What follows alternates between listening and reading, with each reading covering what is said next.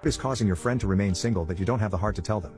I experienced my first religious awakening when I finally beat the incel rumors. I grew up in an Amish community, which meant my family was extremely against mustaches and anything from the outside world. We grew our own crops, unalived our own cows and pigs, and we even made homemade toothpaste. I always knew I wanted to have something more in my life though, so when I was finally 18 years old, I begged my parents to let me go to a local college. They nearly kicked me out of the house at the sheer mention of college because they were scared my mind would become diluted with the evils of outside women. Eventually, I wore them down enough to let me go part-time. I spent the next few days entirely making over my entire look, including my long beard, and getting some t-shirts instead of formal attire so that people would talk to me. I even tried to catch up on pop culture by watching Star Wars because I heard some guys talk about it once, so it must be a hot topic. I even scrubbed my teeth extra hard with my parents' toothpaste because they were extremely yellow, and I was afraid that some people wouldn't be okay with that. When I left for my first day, I had to sneak out in a cowboy hat so they wouldn't see my new haircut. I rode my bike to school, and when I got there, everything seemed so different. Everyone wore PJs to school, had these trendy backpacks, and opposite genders were allowed to touch each other without chaperones. I felt like I was